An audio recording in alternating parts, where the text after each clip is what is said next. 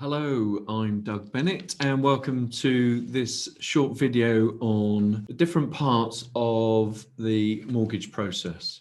So what you're going to go through when you find a property that you want to buy. Okay, there's a couple of things that you need to do in advance of that, just to make sure that the whole process is as good and straightforward and as streamlined as possible. So first thing that you need to do is check on the affordability calculator that we use to see that you can get the mortgage at the level that you want. The next thing that you need to consider is gathering together all of the data that you're going to need. Now, the data is what the lender uses to establish whether or not they're prepared to lend you the money. Sorts of things that we're going to need are 3 months pay slips, a P60, 3 months bank statements, and the bank statements are for your salary fed account. And if you happen to have a bills account, which we'll go into on a separate video, we'll need 3 months bank statements for that. If you're self-employed, we'll need 3 years accounts traditionally to get the widest level of choice from all of the lenders. So you'll need 3 years accounts, you'll need your tax returns that have gone into the Inland Revenue that confirms the income that you're going to pay the tax on. And that's what the lender chooses to lend you the money on. So what you paid tax on is what you can borrow against. You also need your tax summaries, and that just demonstrates that you've kept your tax up to date. So that's for the self-employed. Self-employed, got to be very, very careful. So there's lots of different lenders have lots of different ways of calculating, which is why if you're self-employed particularly, you need to get the data into a qualified mortgage broker before you get going on the mortgage, because you'll suffer from disappointment otherwise. It's that simple. If you've got credit cards, if you've got personal loans, if you've got student loans, it would be useful to have the latest statement for those available. Now, when we submit the stuff to the lender, and we're submitting it to them to get you a mortgage offer, this is after the first stage, which is a decision in principle. I'll come back to that in a second. The lender needs to see that the bank statement is addressed to you, it's got your home address on it, shows your salary going in. Okay, so many people just download very, very quickly the internet bank statement, and that's not sufficient for the lender. So what we find is where we've got all of the right data and we submit it to the lender, we get mortgage offers out within sort of 10 days or so. That's working days.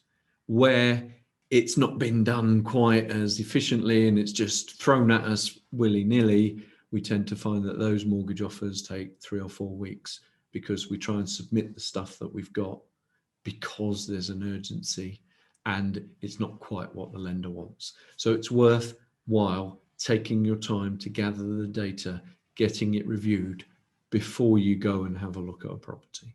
That's another important thing. Don't walk over the threshold of a property.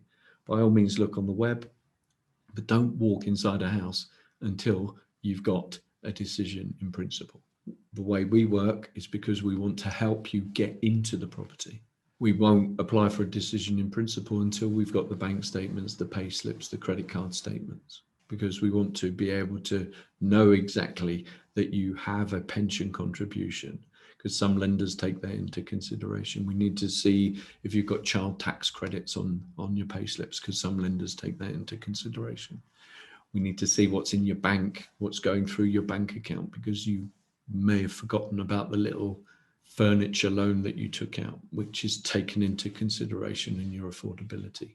So armed with all of that data, we then apply to the lender for a decision in principle. We've checked with you the sort of level that we can be buying at, and we do a decision in principle, which is the first step. Decision in principle, we submit your information to the lender, knowing that we can back everything up, knowing that if they need 1 payslip, they can get 1 payslip. If they need 3 payslips, we can get 3 payslips. And you want as wide a choice as possible. So gathering all of the data beforehand gives you the greatest choice. So we can always have a plan B. We do the decision in principle. We also need to get your solicitors lined up as well. Okay, now you can go looking for property. You go and see the estate agent. You find a property that you want to buy online and you go and view the property. To be able to make an offer on the property, the estate agent's going to want to know who your solicitors are and that you've got a decision in principle.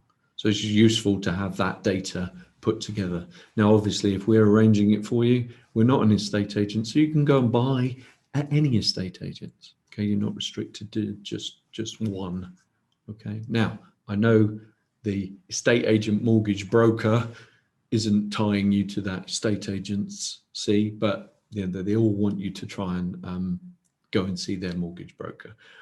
If we've got you all prepped, we can just let the estate agent know that we've got a decision in principle for you. We've got your ID, we've got your pay slips, we've got your P60, and you're a good purchaser for them, in which case they will accept your offer.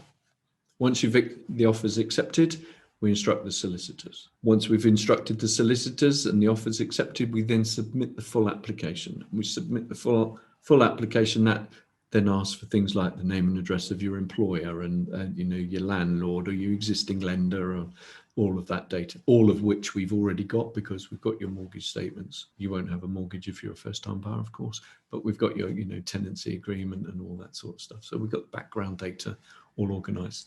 So we can submit your mortgage application. Now, for you guys, it all goes a little bit quiet, because once you've found the place and told us to get going on it, we get going on it. And basically, it goes quiet for you. You'll have a medical questionnaire to complete because we want to put some life insurance together for you. We want to make sure that when you buy the house, you get to keep it whatever happens. But that's another little video that will talk about the different types of life insurance and the stuff like that. So we have this period where we're doing all the work, the solicitors are doing all of the work, the surveyor goes out and has a look at the property. Then it all starts coming back together, and the replies to inquiries go to the solicitor, and the mortgage offer turns up, and a copy of that goes to the solicitor. And the estate agent's chasing along the way, and they'll chase us and they'll chase you. They chase you too much, you can just get them to chase us, but they should chase the solicitor and get you ready. So 6 to 8 weeks after all of the inquiries are gathered together, you're then in a position to exchange contracts. So you then sign a contract to purchase the property that you want to buy. Once you exchange contracts, you're legally bound to buy the property, or you suffer a 10% penalty, which is why they look for a 10% deposit on exchange of contracts. Now, if you're not borrowing, or if you don't have the full deposit, then you need to let us know beforehand, because we can make sure that the vendor is in a position to accept a slightly lower figure. And we just make sure that that's in the frame early on so that there's no complications.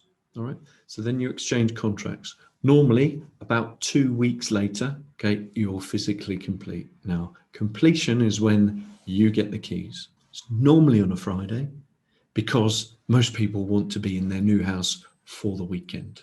Okay, so they move in. Now, as a first-time buyer, you're at the bottom of the chain, so that's good.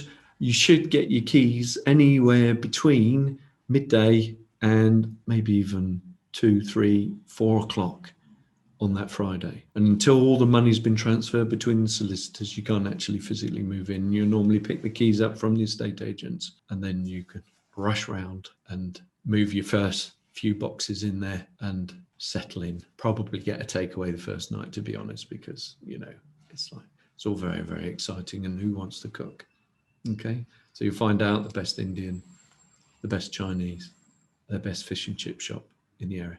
Might be something you want to check before you actually make an offer on a place. So that's the process. We've got gathering the data, making sure that you can get the mortgage that you want.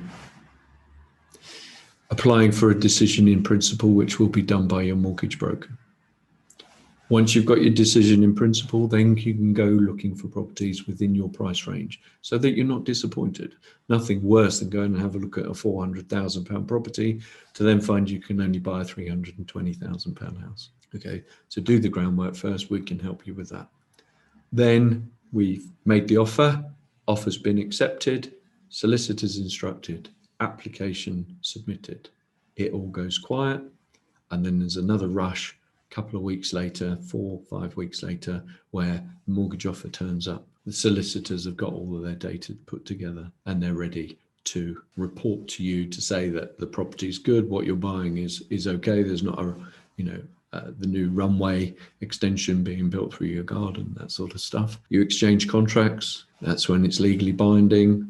That's when we normally put your life insurance in force, because you've got to buy the place whether you're alive or dead. One of the ways to increase the stress of the whole transaction is to decide on the date that you're going to be moving early on. Better to let everybody get all their bits and pieces together. Don't be pushed to think of a moving date. It's one of the worst things possible. As you get closer and closer, you get more and more stressed. So whatever you do, don't do that. Talk to us first, and we'll give you an idea that we can talk about moving dates. Lastly, budgeting. We're going to run through budgeting and how that works in another video. It's about getting everything on automatic pilot so that you don't have to worry about that sort of thing. The gas, electric, phone, broadband, they're all paid automatically. You're saving for the future. You're saving for holidays. It's all automatic pilot, so you don't need to worry about that. Okay, so first-time buyers, as I say, love looking after first-time buyers. I love getting them into their first property. So give us a call, 01293 889377, and we'll help you on the route to buying your first home. Thanks for listening.